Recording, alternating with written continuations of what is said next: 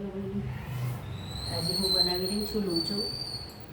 આજે રજા જેવું છે, દુકાને જવાનું નથી, મોહરમ છે એટલે સવારમાં હસબન્ડજીની ફરમાઈશ છે કે મને લોચો બનાવીને ખવડાવો. આપણે લોચો બનાવીએ છીએ અત્યારે. અને હવે ખીરું કમ્પ્લીટ પહેલેથી તૈયાર કરી દીધું. એમાં એક વાટકી મગની દાળ, અડધી વાટકી ચણાની દાળ અને એનાથી ઓછી અડદની દાળ, આવી રીતે હું મિક્સ કરીને કરું છું. જો આવી રીતે ક્રશ કરી દીધું છે. થોડી ઉતાવળ હતી એટલે એનો મેં મિક્સ કરીને એનો વિડીયો નથી ઉતારી. જો આવી રીતે એવું તૈયાર.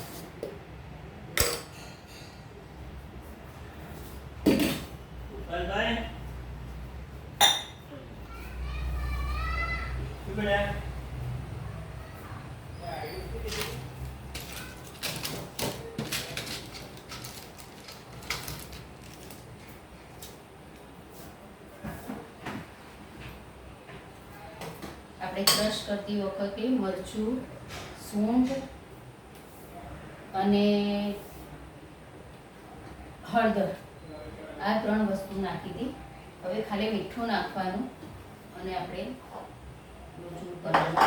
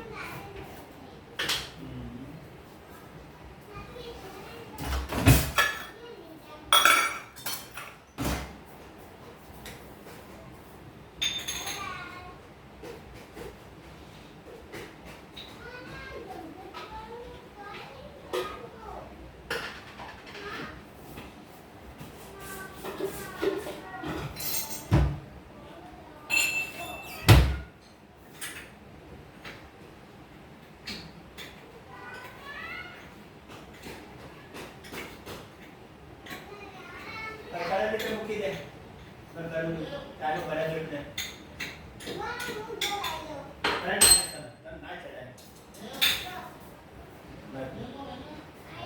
તું પણ તું પૂછી તો આખી ને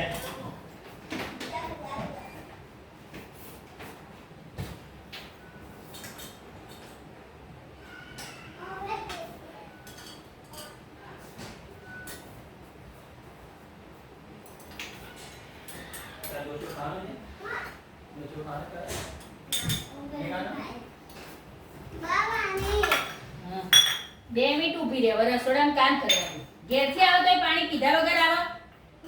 શું હું બાજી કે હું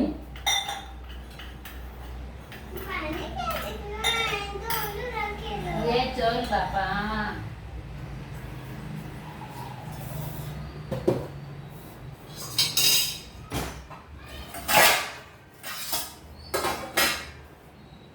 બધું બહાર જતી રહી. જો ભાગી ગયું ઉતારે છે. બોલ બોલ ના કરતી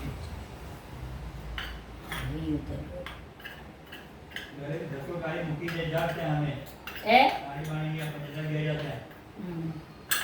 એસી વાળી મૂકી દે તરી જા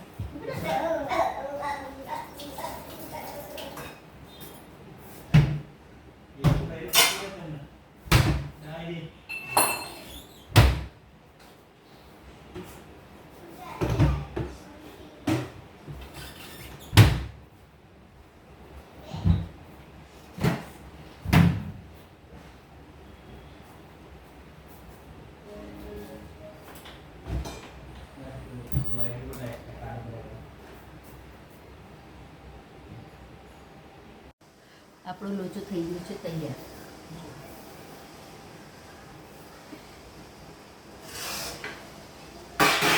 એકદમ મસ્ત પરફેક્ટ થઈ ગયું છે. એકદમ સરસ સરસ સરસ. એના પર રેડીશું ગરમ ગરમ ઘી. અમે બટર ખાતા નથી એટલે ગાયનું ઘી જ વાપરીએ છીએ.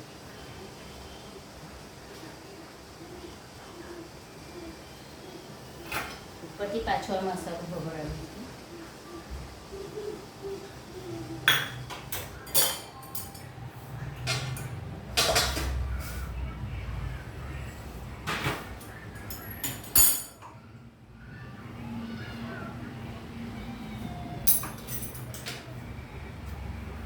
એકદમ ફ્લફી જો, એકદમ મસ્ત છે, એકદમ સરસ. કેવો બન્યો?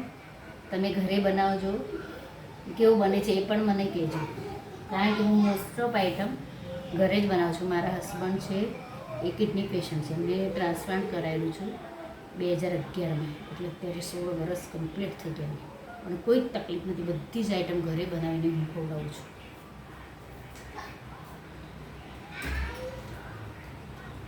હવે આપણે બનાવી દઈશું આની ચટણી. ચટણીમાં થોડુંક લોચાનો ભાગ અંદર નાખવાનો હોય છે, એ નેક્સ્ટ ટાઈમ હું તમને બતાવીશ. અત્યારે મારો ઉતાવળ છે એટલે તમને નહીં બતાવું. આપણો લોચો તૈયાર. આમાં ચીઝ નખાય, પણ અમે ચીઝ નાખતા નથી. પપૈયાનો છીણ નખાય, ચીઝ નખાય, પણ અમે ચીઝ ખાતા નથી એટલે નથી નાખતા. આપણો લોચો તૈયાર જો. આની અંદર ચીઝ પણ નખાય, પપૈયાનો છીણ પણ નખાય, પણ અમે ચીઝ ખાતા નથી એટલે એની અંદર નથી નાખ્યો.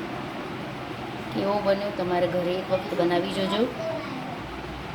કેવી બને એ મને કોમેન્ટમાં જરૂર કહેજો. બન્યો યશુ લોચો? મોઢેથી બોલો. મસ્ત. ઓકે મારા દીકરા.